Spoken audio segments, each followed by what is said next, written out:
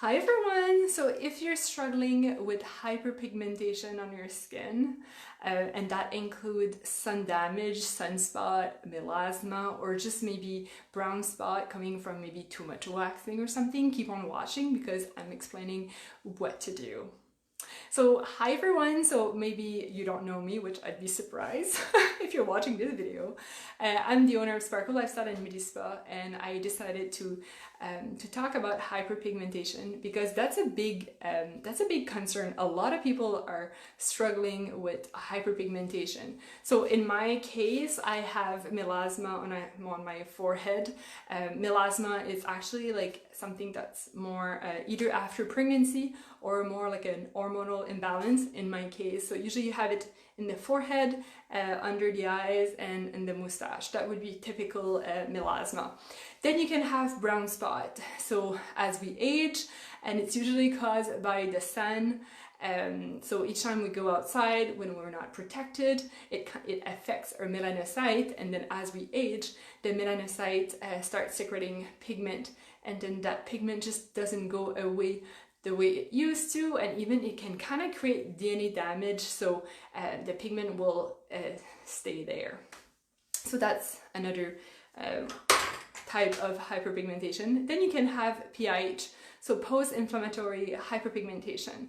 And in my case, I'm a darker skin type, so when I do have, let's say, a pimple, when my after the scar leave like a darker spot, and that's called post-inflammatory hyperpigmentation, causing by, could be just a pimple or maybe a lot of waxing. So people sometimes don't realize that when you do, each time you wax, it makes your skin, it kind of strips the epiderm, and it does make your skin more sensitive to the sun, to the DNA damage, and that will eventually leave like that darker area. We see it really typical on your upper lip. So that's why it's super important to wear your sunscreen if you're getting wax. And we see it too if you're coming to get laser and we're telling you not to go in the sun, but you keep on going. So that's called PIH also. So sun damage can be anywhere. It can be on your face, it can be on your neck, it can be on the décolleté, arms, hands, anywhere in your body that's really exposed to the sun. That's where we usually see hyperpigmentation.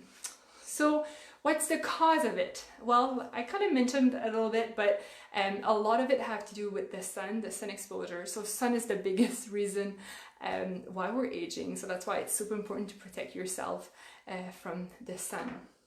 So I'm going to explain to you a little bit how I guess sunspot works. So your melanocytes are just in between your derm and your epiderm, in that like epidermal junction right there.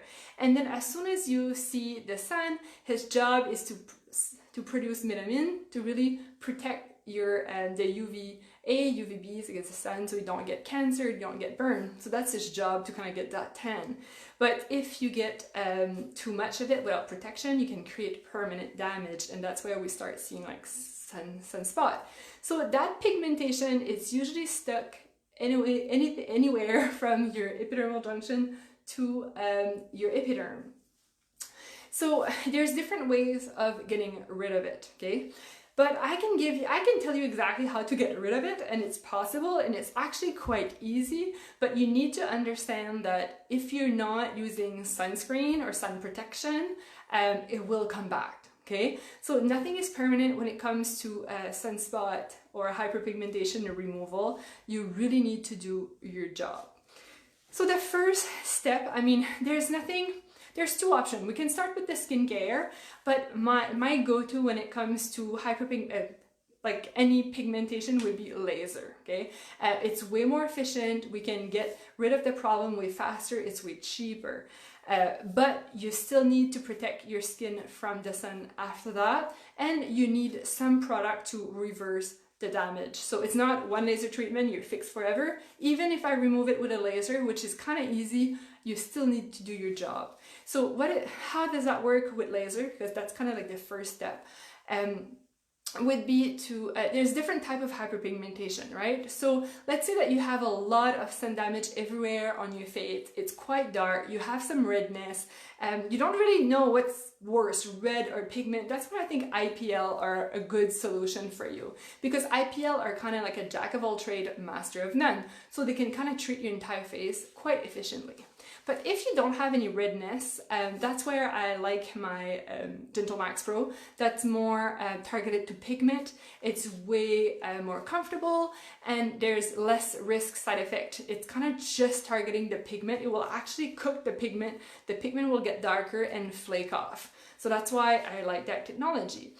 So when it comes to maybe a single spot or maybe melasma, that's where you should not be using a laser, because laser can actually trigger your melasma and make it worse. So if you have a darker skin type, my skin and darker, so anything lower, you're kind of fine, but everything my skin plus darker, that's why I think a pico away laser is your kind of only solution, because if you have my skin and darker, my, skin type 4, 5, and 6, you really high risk of hyperpigmentation. So laser can actually make the treatment worse.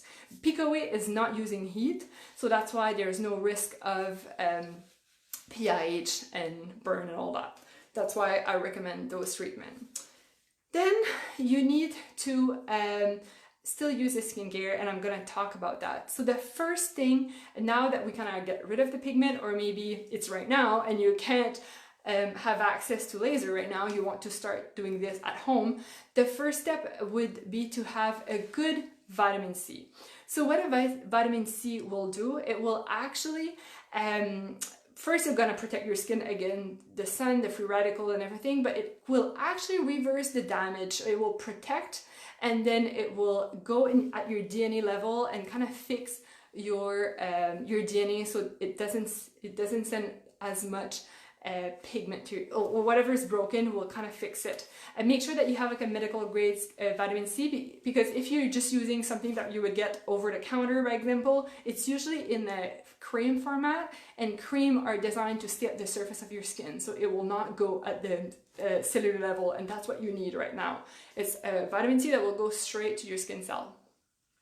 Then we're gonna fix your skin cell, produce like better, like more, I guess, more healthier skin cell. You want those skin cell to become, because your epiderm, what you see is your derm about like 8 weeks ago, right? So that's why you want to use something like a vitamin A that will speed up your skin cell turnover. So your derm become your epiderm faster, so that will help. And it will also, vitamin A will act as like a light exfoliant, so it will help for just fine line, wrinkle, texture in general. Super good. Then something like an exfoliant. A lot of people kind of use already exfoliant. It's good, right? Because when you use an exfoliant, you're kind of stripping your epiderm, and that's where the pigment is technically, and then it speeds up the skin cell turnover, but you're still not fixing the problem. You're just making the problem come back faster. That's why I like using an exfoliant, but I don't want that to be the foundation of your regimen, right? So again, it depends on your skin type. If you're more sensitive, dry, I would use maybe a retinaldehyde type of vitamin A. And if you're more like me, thick skin, not sensitive to anything, and a lot of sun damage, something like a glycolic acid would be really good. And I know the word acid, it's kind of scary, but it's not at all.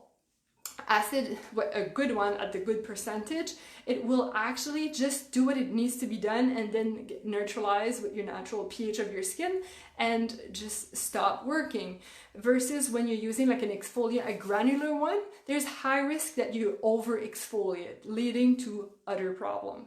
So that's why I'm a big fan of acid exfoliant. So they just do what you need to be done, and then they kind of leave you alone. You can also have the enzyme one, but they're not my go-to when it comes to hyperpigmentation of your skin.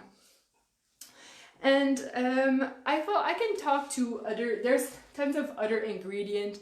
Hydroquinone is a big one. So your hydroquinone will actually kind of slow down the vitamin production. So If you're dealing, my client with melasma, that's where I like to use an hydroquinone.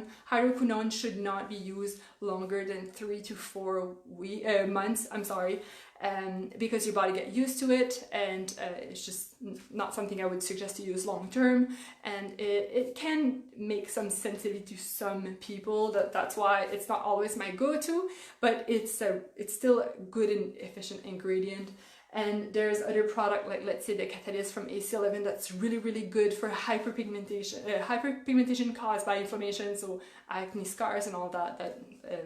That one is my go-to. Then I'm going to talk about sunscreen. That's the foundation of any hyperpigment treatment.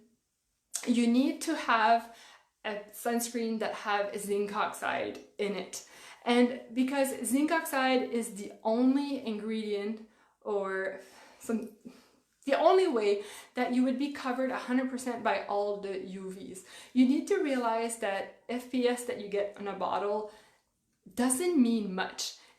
The Health Canada said that if you're using that specific product for 2 hours, you're not going to burn. That's what it actually means. It doesn't mean much, right? So it's good, you're not going to burn, but it doesn't prevent hyperpigmentation, doesn't prevent like wrinkle, fine line. So that's why when you go in the sun, you want that physical block, okay? Because oxybenzone or any of those ingredients you would get, they're called more like a chemical sunscreen. So you apply it on your face, and those chemicals will absorb the UVs. So you still have some absorption of rays in your skin, okay? So it's not a complete block. So if you're looking for maximum results, you don't want sun damage, you don't want fine line, brown spot, wrinkle, any people that are maybe have skin cancer or something, for 100% coverage, you need to have that zinc oxide at 8%. And we do have it, and it's something that you can get at the drugstore or here, but why would you invest in a good zinc oxide? It's the way the zinc oxide got milled. So you can have it like the round pebble that all get together, and it's good because it's a full coverage, but it doesn't let your skin breathe, okay? So for my acne prone skin, not a good solution if you're really oily, or even sometimes it will leave you like a really white film on your skin. When you're applying your makeup on, it kind of moves around. That's why I'm not a big fan. I prefer my good zinc oxide sunscreen that's milled really finely and more like on flat rocks, so they're all kind of on top of each other, and then your skin can keep breathing versus the like pebble. So that's why I like a good quality zinc oxide, and the good one will actually act as a primer, so be a nice protection between your between your skin and your makeup, so less breakout, just way better in your skin in general, and easier to remove your makeup when you're done. So I think that's kind of what I had to say for hyperpigmentation.